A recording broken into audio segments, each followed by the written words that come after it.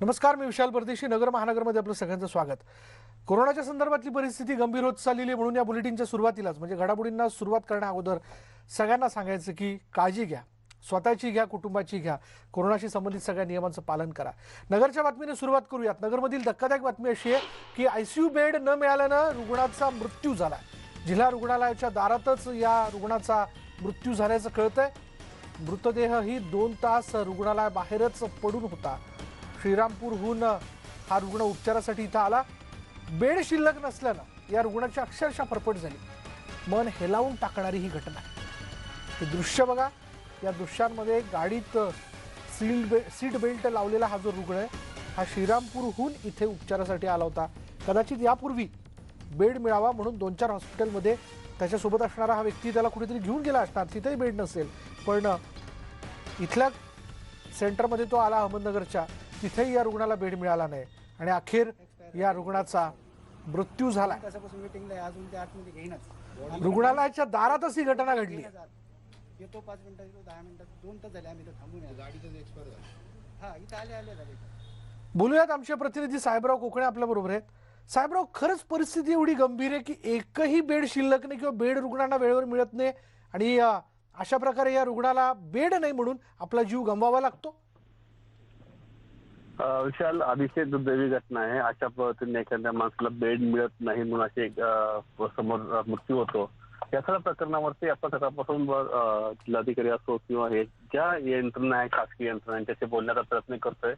आज शेवटी सायंकाळी जिल्हा शल्य चिकित्सक सुनील पोखरणांशी बोलणं आलं. त्यांनी आपल्या इंटरव्ह्यू म्हणलेला आहे की मी काल ही घटना घडली, अर्ज मला माहित नाहीये, परंतु नगरमध्ये बेड शिल्लक नाहीये. ते सिव्हिल हॉस्पिटल आहे त्यामध्ये बेड शिल्लक नाही.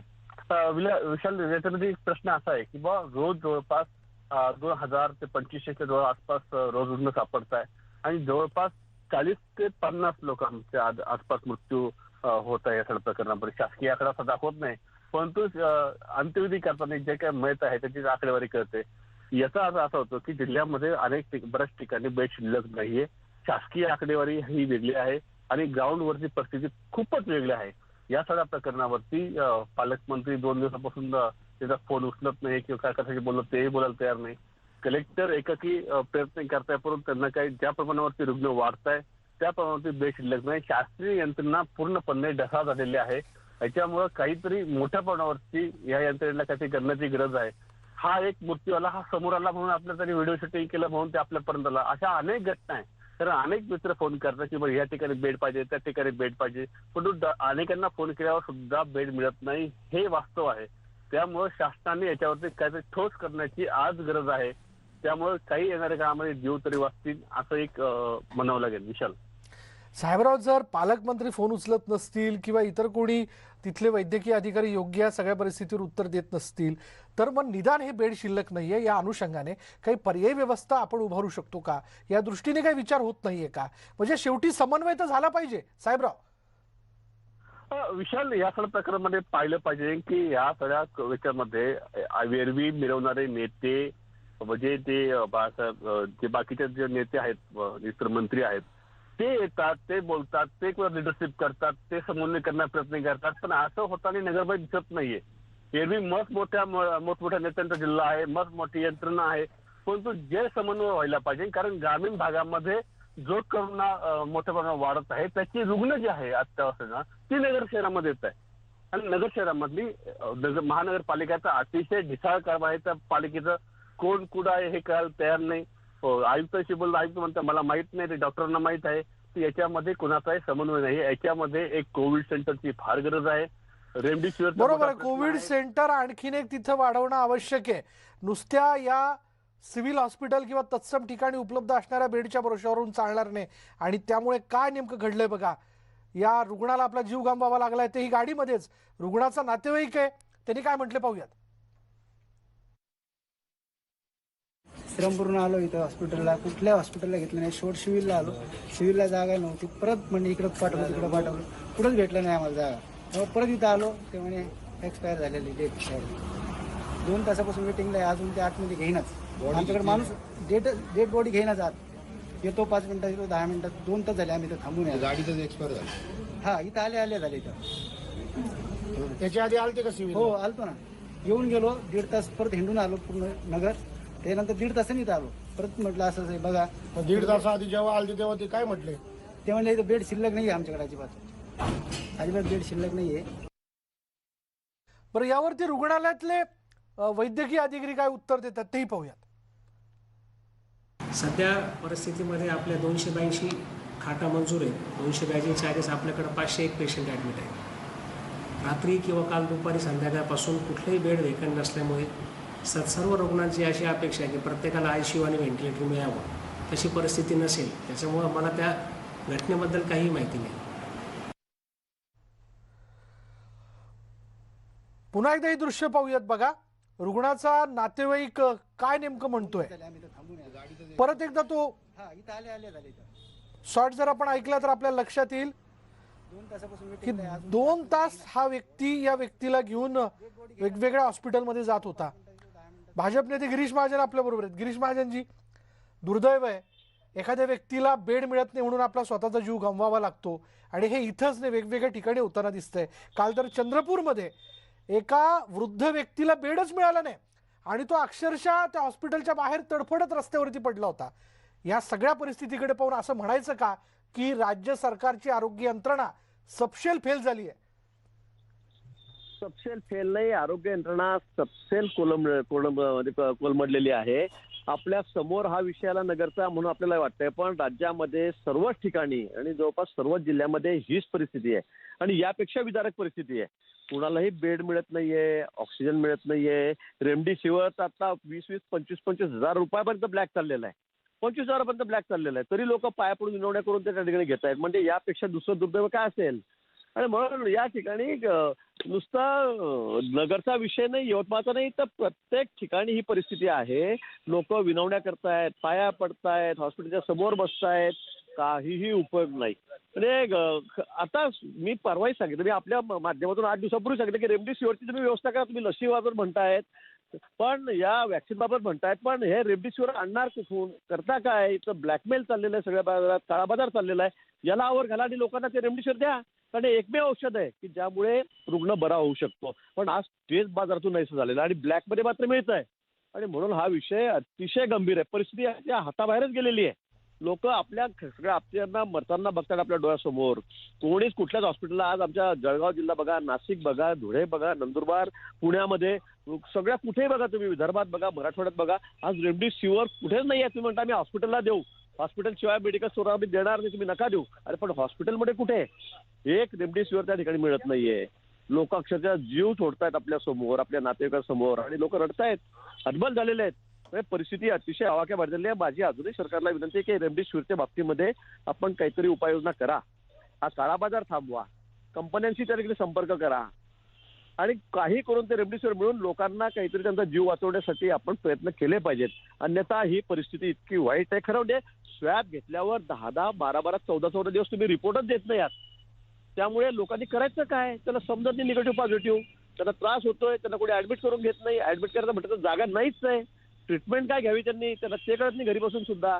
अरे स्वॅबचे रिपोर्ट जर तुम्ही इतक्या उशिरा देणार असाल तर तो माणूस करेल काय पुढे? आणि तो सगळ्या दूर याचा फैलाव करतोय परत मग फिरून इकडे तिकडे.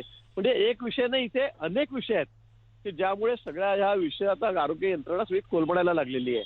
आणि म्हणून अजूनही खूप गांभीर्याने म्हणजे हा विषय सरकार म्हणते पण आमच्या सगळ्यांसाठीच विचार करणार आहे. आणि म्हणून सगळ्यांनी मिळून या सगळ्या मोठ्या संकटावर, हे खूप भयंकर संकट आहे, मोठं संकट आहे, आणि याचा सामना कसा करायचा, कसा करावा. नशीब परवा तरी विरोधी पक्षाची आठवण सरकारला झाली आणि त्यांनी विचारलं लॉकडाऊनच्या बाबतीमध्ये काय करायचं काय नाही. पण हा विषय एवढा गंभीर आहे की सगळ्यांना बोलवून विश्वासात घेऊन यावर मार्ग निघाला पाहिजे. अन्यथा अनेक लोकांना आपले जीव गमवावे लागतील. म्हणजे सांगू शकत नाही मी शब्दामध्ये. इतकी गिरीश महाजनजी, अहमदनगर मोठमोठ्या नेत्यांचा खरं तर जिल्हा म्हणून ओळखला जातो. बरं, एक सोडून 2 मंत्री या जिल्ह्यामध्ये आहेत, शिवाय पालकमंत्री हसन मुश्रीफ आहे. असं असतानाही आमच्या प्रतिनिधींकडनं तर असं कळतंय की पालकमंत्री सध्या फोन उचलत नाहीत, यावरती ते उत्तर द्यायला तयार नाहीत. जिल्हाधिकारी आयुक्तांना याबद्दल फारशी काही माहिती नाही, ते ढकलाढकली करताना दिसतात. आणि वैद्यकीय अधिकाऱ्यांचं तर काय म्हणावं, आनंद आहे. जर समन्वयच नसेल आणि जर त्वरित निर्णयच घेतला जात नसेल की काहीतरी पर्यायी व्यवस्था उभारायची, तर मग करायचं कसं? काही नाही, सगळे हतबल झालेले आहेत. कोणीही काही करत नाहीये. 3 पक्षामध्ये सुद्धा ताळमेळ नाहीये. कोणी म्हणतं लॉकडाऊन करा, कोणी म्हणतं करू नका, कोणी म्हणतं 8 दिवसाचं करा, कोणी म्हणतं 15 दिवसाचं करा. तर कुठेच ताळमेळ नाही खरं म्हणजे. अधिकाऱ्यांमध्ये, मंत्र्यांमध्ये, पालकमंत्र्यांमध्ये काय कुठे ताळमेळ आहे? आपण जे म्हणतात अगदी खरं आहे. कोणी फोन घेत नाही आता, कारण त्यांना माहिती आहे आपल्याला सगळे इंजेक्शन बद्दल बोलतील, रेमडेसिवीर बद्दल बोलतील, कॉट द्या म्हणतील, ऑक्सिजन नाही म्हणतील, व्हेंटिलेटर नाही म्हणतील, आणि म्हणून आता कोणी फोनही घ्यायला तयार नाहीत, कोणी फोनही मंत्री घ्यायला तयार नाहीत. आणि म्हणून मला वाटतं की परिस्थिती ही अतिशय आपल्या सगळ्यांच्या हाताबाहेर चाललेली आहे. मी आपल्याला आठवत असेल, मी एक 8-10 दिवसापूर्वी सुद्धा मी आपण टेलिफोनवर मी आपल्याशी बोललो होतो, मी आपल्याला बाहेर, की या रेमडेसिवीरच्या बाबतीमध्ये आपण गांभीर्याने लक्ष दिलं नाही तर पुढे येणाऱ्या 10-15 दिवसामध्ये परिस्थिती हाताबाहेर जाईल. मी आपल्याला बोललो होतो, आपल्या चॅनलवरच बोललो होतो. परंतु काही नाही, कोणालाही काही फार त्याच्यामध्ये हे नाहीये. फक्त व्हॅक्सिन मिळत नाही, व्हॅक्सिन मिळत नाही, व्हॅक्सिन मिळत नाही. अरे बाबा, व्हॅक्सिन, मी म्हटलं व्हॅक्सिन मिळतंय, येतंय, ठीक आहे, थोडं 2-3 दिवस मागे पुढे होईल, पण जे लोक आता मरतायत आज, त्यांचं तुम्ही काय करणार आहात? त्यांना कशी वाचवणार आहात? हा तर विचार करा. पण त्या बाबतीमध्ये फार गांभीर्याने कोणी लक्ष द्यायला तयार नाही. हे दुर्दैव आहे. पण माझी अजूनही सगळ्या विनंती, राज्य सरकारला विनंती आहे की लोकांचे प्राण शेवटी महत्वाचे. राजकारण बाजूला, आपण त्यावेळेला करायचं त्यावेळेला करू, पण सगळ्यांना विश्वासात घेऊन आपण या ठिकाणी यावर उपाययोजना काय करता येईल, काय नाही, ही या बाबतीमध्ये खरं लक्ष घालण्याची गरज आहे. गिरीश महाजन, स्वतः आपण एक नाशिक जिल्ह्याचे पालकमंत्री म्हणून काम केलेलं आहे. अशा वेळी पालकमंत्र्यांनी त्वरित दखल घेऊन कोणत्या उपाययोजना लगेच करायला पाहिजेत? नाही, खरं म्हणजे कोऑर्डिनेशन पाहिजे, म्हणजे तुमचं अधिकाऱ्यांमध्ये काहीतरी ताळमेळ तर पाहिजे की नाही. कोणालाच कोणाचं काही माहित नाहीये. खरं म्हणजे सगळ्यांना विश्वासात घेऊन, बैठक घेऊन, मिटिंग घेऊन, मग परिस्थिती काय आहे, काय नाही, याचाही आपण विचार केला पाहिजे. त्यावर काही उपाययोजना केल्या पाहिजे. मग तिथली महापालिका असेल, तिथले सिव्हिल सर्जन असतील, तिथले कलेक्टर असतील, त्या सगळ्यांना, जे आरोग्य यंत्रणा असतील, त्यांना विश्वासात घेऊन आपण काय करू शकतो, काय नाही, काय केलं पाहिजे, संभाव्य धोके काय आहेत, रेमडेसिवीर मिळत नाही काय करणार, ऑक्सिजन नाही, बेड नाही काय करणार. मला वाटतं ठीक आहे, पेशंट वाढतायत, हे खरं आहे, पण उपाययोजना आपल्याला करायला. शेवटी आपल्याला लोकांना असं वाऱ्यावर सोडून देऊन चालणार नाही. परत तुम्ही बघितलं असेल, त्या एका हॉस्पिटलमध्ये, ऑर्किडमध्ये, तो पेशंट त्यांनी कोंडून ठेवला 3 दिवस. त्यांनी मला फोन केला, कोल्हे नावाचा, त्यांनी मला फोन केला की भाऊ 5 लाख रुपये इन्शुरन्सचे घेतले, 50,000 माझ्याकडून त्यांनी ऍडव्हान्स घेतले, 5.5 लाख रुपये झाले, अजून परत 1.5 लाख रुपये मागतायत. आता मला सांगा, 10 दिवसाचे 7 लाख रुपये कसे होतील हो? त्यांनी 3 दिवस त्या माणसाला कोंडून ठेवलं, त्याचं औषध त्याच्याकडून काढून घेतलं, सगळं मेडिसिन काढून घेतलं, त्याला फक्त चहा आणि बिस्किटवर 3 दिवस कोंडून ठेवले. त्यांनी मला फोन केला, म्हणून मग मी कॉर्पोरेशनमध्ये फोन केला, आमच्या नगरसेवकांना फोन केला, महापौरांना फोन केला, ते त्या ठिकाणी गेले, त्याला बाहेर काढलं आणि नंतर त्याच्यावर कारवाई झाली. जर अशा पद्धतीने काही ठराविक हॉस्पिटल सुद्धा इतके 7-7 लाख रुपये तुम्ही 9-10 दिवसाचे घेत असाल आणि लोकांचा इतका छळ करत असाल, ते बरोबर नाही. म्हणून मला वाटतं की या सगळ्यांवरच अंकुश असला पाहिजे. सगळे हॉस्पिटल असतील, सरकारी हॉस्पिटल असतील, अधिकारी असतील, खाजगी डॉक्टरही असतील, त्यांच्यामध्ये थोडंसं त्यांच्याशी संपर्क करून, त्याच्यामध्ये समन्वय साधून, मला वाटतं नाशिकचा प्रश्न खूप हाताबाहेर गेलात. लोक रस्त्यावर बसतायत, तिथे कुठे औषधच मिळत नाही, बेड मिळत नाही, बरोबर. आणि ही परिस्थिती सगळ्या ठिकाणचीच आहे. पुण्यामध्ये तीच परिस्थिती आहे, नाशिकमध्ये तीच आहे, नागपूरमध्ये तीच आहे, जळगावमध्ये तीच आहे, मुंबईमध्ये तीच आहे. कुठे कॉट आहे, बेडच नाही कुठे. गिरीश महाजन, आपल्याला असं मला सुचवायचं आहे की खरं पालकमंत्र्यांनी अशा वेळी अहमदनगर जिल्ह्यात ठाण मांडून बसायला पाहिजे. अगदी ठाणच मांडला पाहिजे, हालतच कामं नाही तिथून. त्यांनी त्या ठिकाणीच बसलं पाहिजे. इतरही मंत्री असतील, पालकमंत्री असतील, त्यांनी तिथे ठाण मांडूनच बसायला पाहिजे. आणि तिथल्या सगळ्या यंत्रणा कशा हातात आहेत, काय काम करतायत, काय कमी आहे, काय जास्त आहे, काय आपल्याला उपाययोजना करता येतील, याकडे अगदी बारकाईने लक्ष द्यायला पाहिजे. तर म्हणजे एवढं मोठं संकट आहे की त्याच्यामध्ये कुठेही त्यांनी बाकी सगळं मंत्रालयातलं काम बाबा बंद, नाही येणार मी तिकडे आता महिनाभर, 15 दिवस, काय असेल अर्जंट माझ्याकडे येऊन सह्या घ्या. परंतु मला असं वाटतं की हे अतिशय म्हणजे लक्षपूर्वक करण्याचं काम आहे. हे जर आता बाहेर गेलं, अजूनही आपण लक्ष दिलं नाही, लोक आपल्या समोर मत आहेत, तर मग आपण करणार काय? मग शेवटी मग लोक कोणाकडे जातील? सरकार मायबाप आहे शेवटी, सरकारकडे त्यांना यायचंय, सरकारच बघेल. पण आता जर पूर्णामध्ये ताळमेळ नसेल आणि अशा पद्धतीने सगळं विसंगत काम चाललं असेल, तर मला वाटतं हा म्हणजे आपणच पुढे आपल्या स्वतःला सुद्धा माफ करू शकणार नाही, अशी परिस्थिती आज निर्माण झालेली आहे. धन्यवाद आमच्याशी बोलल्याबद्दल. आपल्याबरोबर भाजप नेते गिरीश महाजन होते. त्यांनी थेट सांगितलं आणि त्यांच्या बोलण्यातला हा मुद्दा देखील महत्त्वाचा आहे की अशा सगळ्या परिस्थितीत जर समन्वय नसेल तर त्वरित पालकमंत्र्यांनी इथे यावं, या अहमदनगर जिल्ह्यात ठाण मांडून बसावं, सगळ्या अधिकाऱ्यांबरोबर बैठक घेऊन त्वरित पर्यायी व्यवस्था कशी उभारता येईल. जसं की आज आपण बघितलं, मुंबईमध्ये आणखीन 2 कोविड सेंटर, जे जम्बो कोविड सेंटर, ते उभारण्यात येतात. मग अशा पद्धतीचा काही एक निर्णय हा अहमदनगर जिल्ह्यात होऊ शकतो का? हा व्यक्ती श्रीरामपूरहून इथपर्यंत आला, म्हणजे ज्या पद्धतीने त्याचा मृत्यू झालेला आहे याचाच अर्थ की या व्यक्तीला प्रचंड त्रास होत होता. त्याचं ऑक्सिजन सॅच्युरेशन जे आहे ते प्रचंड कमी झालेलं होतं. त्याला श्वास घ्यायला त्रास होत असल्या कारणाने अर्थात पाठीमागे देखील त्याला व्यवस्थित बसता येत नव्हतं म्हणून सीट बेल्ट त्याला लावलेला आहे. आणि अशा सगळ्या परिस्थितीत त्याचा नातलग म्हणजे तो संसर्ग त्याला झालेला आहे, तो संसर्ग बाधित आहे, कोरोना बाधित आहे, तरी ॲम्ब्युलन्स मिळाली नसेल किंवा हा व्यक्ती त्याचा जीव वाचवण्याच्या दृष्टिकोनातून या हॉस्पिटलपर्यंत घेऊन आला. इथं बेड मिळाला नाही, त्याला उत्तर मिळालं नाही प्रॉपर, म्हणून 2 तास तो श्रीरामपूरमध्ये पुन्हा हिंडत होता आणि परत या ठिकाणी आला. तर अखेर या रुग्णाचा जीव तोपर्यंत गेलेला होता. याचं उत्तर आरोग्य यंत्रणा देणार आहे का? याला जबाबदार कोण? बेड मिळत नाही म्हणून एका व्यक्तीला जीव गमवावा लागतोय. या बातमीवर आपण असेच थांबणार आहोत. आणखीन काही प्रश्न आहे, चला विचारूयात आणि उत्तरं मिळूयात. यानंतर मी झाले का ब्रेकची घेऊयात एक ब्रेक. पहा फक्त न्यूज 18 लोकमत.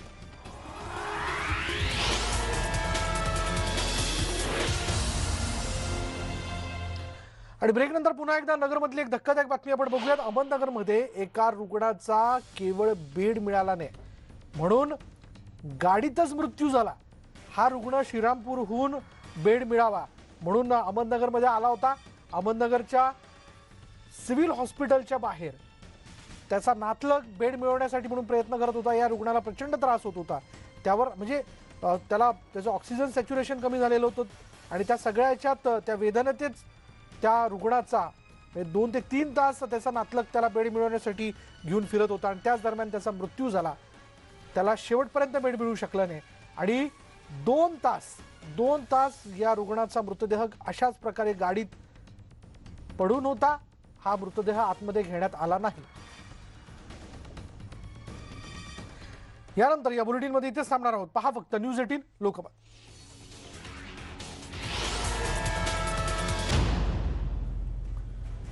नमस्कार, मी अजिंक्य भातंब्रेकर. तुम्ही पाहताय न्यूज 18 लोकमत. राज्यात येत्या काही दिवसात लॉकडाऊन लावण्याचे संकेत सरकारनं दिलेले आहेत. सातत्यानं वाढणाऱ्या कोरोना रुग्णसंख्येमुळे नाईलाजास्तव हा निर्णय घेत असल्याचं सरकारकडून वारंवार सांगितलं जात आहे. पण कोरोनाची साखळी तोडण्यासाठी लॉकडाऊन हा खरंच पर्याय आहे का? आणि यामुळे रुग्णसंख्या कमी होण्यास मदत होईल का? याची शास्त्रीय कारणं नेमकी काय आहेत? तसंच लॉकडाऊनमुळे जे अर्थचक्र थांबणार आहे, रोजगार बुडणार आहेत आणि त्याचं नेमकं काय, त्याबद्दलची राज्य सरकारची नेमकी काय उपाययोजना असणार आहे, काय त्याबद्दलचं नियोजन असू शकेल, याबद्दल आज आपण जाणून घेणार आहोत. आपल्या सोबत आहेत राज्याचे माजी आरोग्यमंत्री डॉक्टर दीपक सावंत. दीपकजी, आपलं खूप खूप स्वागत न्यूज 18 लोकमत मध्ये. आपण गेल्या काही दिवसांपासून सतत ऐकतो आहोत कोरोना रुग्णसंख्या वाढतीये, परिस्थिती राज्यातली कोरोनामुळे अतिशय बिकट आहे असं दिसतंय. एकीकडे रुग्णांना बेड्स उपलब्ध होत नाहीयेत कारण रुग्णसंख्याच इतकी वाढतीये की ते थोडंसं अशक्य होऊन बसलेलं आहे. सोबतच रेमडेसिवीरचा तुटवडा, इतर अनेक बाबी आहेत आणि सर्वात महत्त्वाचं म्हणजे सरकारकडून सातत्यानं असं सांगितलं जात आहे की लॉकडाऊन आता अटळ आहे. स्वतः मुख्यमंत्र्यांनी त्याबद्दलचे संकेत वारंवार दिलेले आहेत. त्याबद्दलचं नियोजन देखील सध्या सुरू आहे. बैठकांचं सत्र त्याबद्दलचं सुरू आहे. खरंच राज्याला लॉकडाऊन लावण्याची गरज आहे का? आपल्याला नेमकं काय वाटतं? नाही, आपण सांगितलं ते सगळं खरं आहे. माननीय मुख्यमंत्र्यांनी अशा प्रकारचे संकेत दिलेले आहेत. पण त्याचबरोबर अर्थचक्र कसं चालू राहणार याच्याकडे पण सगळ्यांचं लक्ष आहे. सगळ्यांचे प्रश्न आहेत, सगळ्यांच्या मनात प्रश्न आहेत. आपल्याला एक गोष्ट लक्षात घेतली पाहिजे की आपण रेमडेसिवीर वापरलं किंवा टॉसिलिझुमॅब वापरलं किंवा आणखी काही ड्रग वापरला तरी देखील पेशंट कमी होत नाही. वॅक्सिनेशन झाल्यानंतर देखील वॅक्सिनेशन झालेल्यांना देखील काही प्रमाणामध्ये करोना दिसून येतो आहे. त्याची इंटेन्सिटी कमी असेल पण करोना होतो आहे ही देखील आपण गोष्ट लक्षात घेतली पाहिजे. आणि वॅक्सिनेशन नंतर एक प्रकारचा आपल्याला सिडिओ सिक्युरिटी सेन्स येतोय की मी वॅक्सिन घेतलंय, मला काही होणार नाही. बरोबर. त्यामुळे हे कुठेतरी जर आपल्याला थांबवायचं असेल तर ही करोनाची शृंखला आपल्याला तोडणं आवश्यक आहे. आणि शृंखला तोडायची म्हणजे त्याचा इन्क्युबेशन पिरियड जो 14 दिवसाचा आहे त्यासाठी आपल्याला मेहनत केली पाहिजे. आणि ती शृंखला तोडण्यासाठी हा इन्क्युबेशन पिरियड मध्ये जो पेशंट असेल त्याला 14 दिवस जर आपण घरी ठेवलं तर तो दुसऱ्यांना देणार नाही. तो क्वारंटाईन राहायला पाहिजे, तो आयसोलेशन मध्ये राहायला पाहिजे. पण लोक तसं करत नाहीयेत असं देखील आपल्या नजरेस येतं की करोना झालेला पेशंट असेल तो कदाचित बाहेर फिरताना दिसतोय. हे सगळं जर आपल्याला याच्यावर जर आपल्याला पायबंद घालायचा असेल तर आपल्याला लॉकडाऊन शिवाय पर्याय नाही. त्यानंतर आपण त्याच्या मॉडॅलिटीज फायनलाइज करू शकतो की लॉकडाऊन करायचा तर किती तासांचा करायचा, किती दिवसांचा करायचा, का महिन्याचा करायचा, ह्या गोष्टी वेगळ्या आहेत. पण कुठेतरी आपल्याला प्रिन्सिपली अग्री व्हायला पाहिजे की जर आपल्याला ह्या कोरोनावरती मात करायची असेल तर ही साखळी तोडायला पाहिजे आणि पाहिजेच. त्यामुळे कुठल्याही प्रकारचा आपल्याकडे दुसरा पर्याय मला तरी दिसत नाही. आणि जे असं म्हणतात की लॉकडाऊन करायला नको आणि अर्थचक्र सुरू ठेवायला पाहिजे, त्यांच्याकडे काही पर्याय असेल तर तो ऐकून घेतला पाहिजे. दीपकजी, पर्याय नाही असं आपण म्हणतो आहोत आणि आता बहुतेक वैद्यकीय तज्ज्ञ असतील किंवा इतर जे याबद्दलचे निर्णय घेणारे लोक आहेत त्यांचं देखील असं मत आता जवळपास बनलेलंच आहे की लॉकडाऊन हा अपरिहार्य आहे. पण या लॉकडाऊनसाठी आपण खरंच तयार आहोत का? तशी मानसिकता आता लोकांची आहे का? कारण आपण 2 दिवसाचा वीकेंड लॉकडाऊन काल आणि परवा बघितलं कशा पद्धतीनं लोकांनी त्याला प्रतिसाद दिला. ते काही ठिकाणी अतिशय चांगला प्रतिसाद मिळाला, पण काही ठिकाणी रस्त्यावर लोक तुरळकपणे बाहेर पडताना दिसले. लोकांच्या मानसिकतेचा तर हा मुद्दा आहेच, पण गेला वर्षभर आपण बघितलं की सगळेच या परिस्थितीला तोंड देत आहेत. त्यामुळे खरंच आपण लॉकडाऊनसाठी तयार आहोत का? सज्ज आहोत का? नाही, असं आपल्या समोर एक अनुभव आहे, गेल्या वर्षीचा अनुभव आहे. आपण चांगल्या प्रकारे लॉकडाऊनला आपण पालन केलं आणि कोरोनाची साखळी तोडली होती. त्यामुळे मला असं वाटतं की लोकांनी याचा ऍक्सेप्टन्स दाखवलेला होता भूतकाळामध्ये. तोच ऍक्सेप्टन्स पुन्हा एकदा आपण त्यांच्याकडनं घेऊ शकतो, पण मात्र त्यांना त्याच्यासाठी त्यांची मानसिक तयारी करणं अत्यंत आवश्यक आहे असं मला वाटतंय. आणि हा जरी समजा आपण लॉकडाऊन जरी केला तरी देखील काही लोकांचे जे काही रोजगार बुडणार आहेत त्यासाठी आपल्याला वेगळी व्यवस्था करणं आवश्यक आहे. म्हणजेच काही काळ तरी दुकानं सुरू. त्यावेळी कसं होतं की सकाळी 9 वाजता दुकानं उघडायची, 11 वाजता बंद व्हायची, संध्याकाळी 4 वाजता दुकानं उघडायची, संध्याकाळी 6:30च्या आसपास किंवा 7 वाजता बंद व्हायची. त्यामुळे लोकांचं जनजीवन देखील आणि एक स्ट्रिक्ट होतं की अमुक दुकानं म्हणजे अमुक दुकानच चालू राहायची. तशा प्रकारचं जर चालेल तर लोकांमध्ये पॅनिक पसरणार नाही आणि लोक बाहेर पडणार नाही. आजची परिस्थिती जर बघितली तर काल लॉकडाऊन झाला, पण आज मोठ्या प्रमाणावरती लोक रस्त्यावरती होतील, हे देखील आपल्याला विसरता कामा नये. दीपकजी, आपण ह्या दुसऱ्या लाटेबद्दल थोडंसं बोलूया. कोरोनाच्या अनेक वेगवेगळे स्ट्रेन देखील आपल्या देशामध्ये आलेले आहेत आणि त्यामुळे देखील कदाचित त्याची घातकता आणखीन वाढते की काय असं देखील बोललं गेलंय. संसर्ग वाढतोय आणि मोठ्या प्रमाणावर लोक बाधित होत आहेत, वेगवेगळ्या वयोगटातले लोक बाधित होत आहेत. या दुसऱ्या लाटेमध्ये आपण या आरोग्य यंत्रणेवर ताण येऊ नये यासाठी अनेक गोष्टी केल्या, पण सध्याची परिस्थिती जर आपण बघितली तर आरोग्य यंत्रणेवर बऱ्यापैकी ताण आहे आणि हा ताण जर कमी करायचा असेल तर नेमकं कशा पद्धतीचं नियोजन केलं गेलं पाहिजे असं वाटतं. आणि दुसरीकडे पुरेसं मनुष्यबळ आहे का नाही हे देखील बघणं तितकंच गरजेचं आहे. एकीकडे लसीकरण देखील सुरू आहे, लसीकरणाचाही वेग आणि विस्तार वाढवला जातोय, दुसरीकडे ही अशी बिकट परिस्थिती आहे. या दोन्ही गोष्टींचा ताळमेळ साधणं आरोग्य यंत्रणेसमोर खूप मोठं आव्हान असल्याचं बघायला मिळतंय. त्याबद्दल सर नेमकं काय सांगाल? निश्चितपणे आरोग्य यंत्रणेवरती खूप मोठा ताण आहे. जवळजवळ गेले 1 वर्ष, शेवटचे जर 2 महिने सोडले म्हणजे नोव्हेंबरचा काही महिना आणि डिसेंबरचा पूर्ण महिना, तर आरोग्य संस्थेवरती खूप मोठा ताण पडलेला आहे. डॉक्टर्स हे करोना फटीग झालेले आहेत, डॉक्टर्स हे फ्रस्ट्रेटेड झालेले की आता कसं करायचं, आपण काय करायचं, आणि प्रत्येकाच्या घरी हे प्रश्न आहेत. आणि त्यामुळे हा जर ताण कमी करायचा असेल तर आपल्याला कुठेतरी पेशंटची संख्या कमी होणं आवश्यक आहे. आणि पेशंटची संख्या कमी होण्यासाठी आपल्याला संसर्ग कमी केला. आपण जसं सांगितलं तसं हा ब्राझील स्ट्रेन असेल किंवा युके स्ट्रेन असेल किंवा मग आणखी साऊथ आफ्रिका स्ट्रेन असेल, असे 3 मिक्स स्ट्रेन येतात आणि त्याची घातकता ही तरुणाईमध्ये जास्त दिसते आहे. आणि ह्या तरुणाईमध्ये जास्त म्हणजे जर आपण बघितलं तर आकडेवारी जरी बघितली तरी 65च्या वरच्या लोकांपेक्षा तरुण मोठ्या प्रमाणावरती बाधित सध्याच्या काळामध्ये दिसत आहेत. बरोबर. आणि हेच नेमकं आपण फॉरेन कंट्रीज मध्ये देखील पाहिलं आणि तिकडे पण हेच झालं होतं की तरुणाई याच्यामध्ये जास्त शिकार झालेली होती आणि त्यामुळे घरातले वृद्ध आणि बाकीच्या लोकांना देखील मिळाले. आपल्याकडे एक दुसरी महत्वाची गोष्ट आहे की मुलं देखील मोठ्या प्रमाणावरती बाधित होत आहेत. कारण त्यांना जरी मोठे सिम्पटम्स नसले तरी एक आई वडिलांसाठी एक खरंच अडचणीची बाब आहे आणि चिंतेची बाब आहे की आपल्या मुलांना कोरोना झालेला आहे. त्यामुळे तो एक मोठा प्रश्न आपल्या समोर उभा राहू शकतो. म्हणून हे सगळे जर प्रश्न बघितले, आज आपली आरोग्य व्यवस्था कमी पडते. माझं असं वैयक्तिक मत आहे की आपण काही भागामध्ये आर्म फोर्स मेडिकल कॉलेज सारख्या लष्करी कॉलेजची मदत घेऊन, जसं दिल्लीमध्ये DRDOने 1000 बेडचं हॉस्पिटल उभारलं आणि अतिशय चांगल्या पद्धतीने, कारण DRDO कडे अशा प्रकारची टेक्निक आहे ते अगदी सॅनिटायझेशन पासून ते व्हेंटिलेटर बनवण्यापासून सगळं करू शकतात. बरोबर. जर आपण ग्रामीण भागामध्ये त्यांना इंट्रोड्यूस केलं तर आपल्या आरोग्य व्यवस्थेचा ताण देखील कमी होईल आणि आपल्याला चांगली सेवा देखील मिळू शकेल. आणि त्यामुळे मला असं वाटतं की ह्याचा वापर, कारण जवळ 650 ते 700 डॉक्टर जवळजवळ त्यांच्याकडे आहेत आणि त्यांची देखील आपल्याला मदत केली आणि त्यांच्या नर्सिंग स्टाफची पण मदत घेऊ शकतो आपण. बिलकुल. तर मला असं, माझं मत असं आहे, माझं वैयक्तिक मत आहे हा. की जर आपण अशा प्रकारे जर ग्रामीण भागामध्ये त्यांना टेंट हॉस्पिटल ही संकल्पना जर आपण राबवली हा. तर मोठ्या प्रमाणावरती, कारण 2-3 दिवसात टेंट उभे राहतात आणि 10 ते 20 नक्कीच. पेशंट त्या प्रत्येक आणि टेंटमध्ये. हाच जो ताण आहे तोच कमी करण्यासाठीचे जे काही प्रयत्न आहेत त्याबद्दलचं नियोजन करणं देखील तितकंच गरजेचं आहे. डॉक्टर दीपक सावंत आपल्यासोबत असेच असणार आहेत. एका ब्रेकसाठी आपण थांबूया. ब्रेक नंतर आणखी काही प्रश्न त्यांना आपल्याला विचारायचे आहेत. बघत रहा न्यूज 18 लोकमत.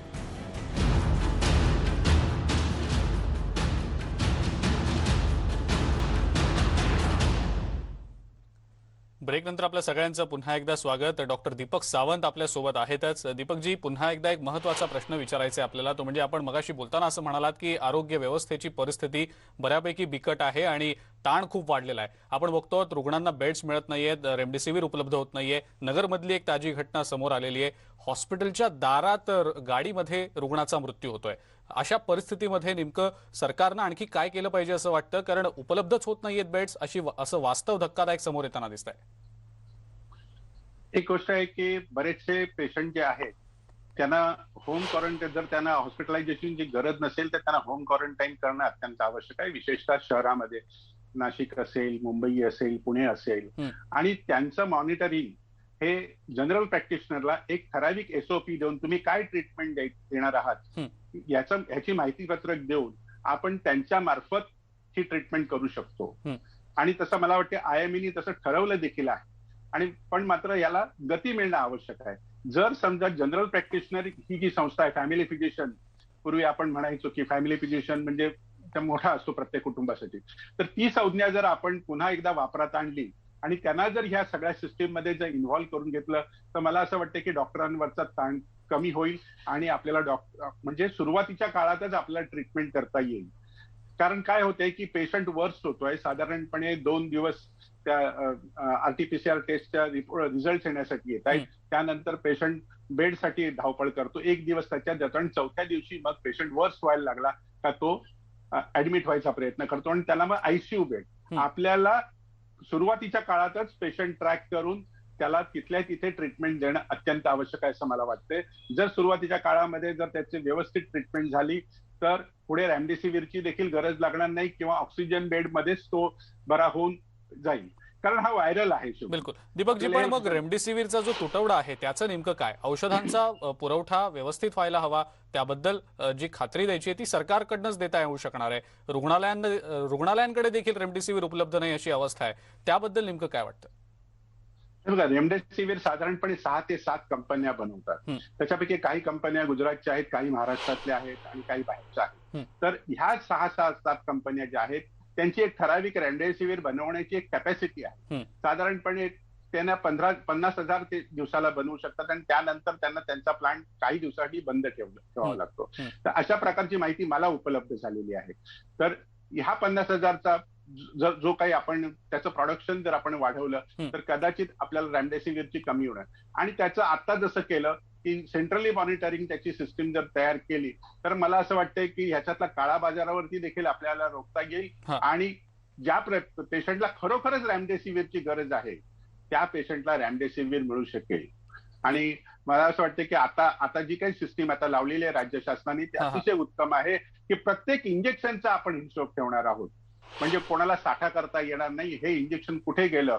आधार कार्डची जर लिंक केलं आपण तर आपल्याला आज देखील आधार कार्ड आणि प्रिस्क्रिप्शन ह्या दोन्ही गोष्टी जर रेमडेसिवीरच्या पुरवठ्याबरोबर जर क्लब केल्या तर मला असं वाटतं की याच्यातला काळा बाजार आपल्याला रोखता येईल आणि कुठल्याही प्रकारचं त्याच्यामध्ये लोकांना रेमडेसिवीर शिवाय आणखीन आपली तब्येत खराब करता येणार नाही. बिलकुल. दीपकजी, खूप खूप धन्यवाद. आपण न्यूज 18 लोकमतशी बोललात आणि या महत्त्वाच्या मुद्द्यांवर भाष्य केलं त्याबद्दल. आपण बघितलं की डॉक्टर दीपक सावंत होते आपल्यासोबत आणि त्यांनी राज्याला खरंच लॉकडाऊनची गरज आहे का या महत्त्वाच्या मुद्द्यावर आपली मतं व्यक्त केली। सोबतच सध्याच्या कोरोना स्थितीवर देखील त्यांनी अनेक महत्त्वाचे मुद्दे उपस्थित केलेले आहेत। या विशेष कार्यक्रमामध्ये वेळ झाली इथंच थांबण्याची। नमस्कार।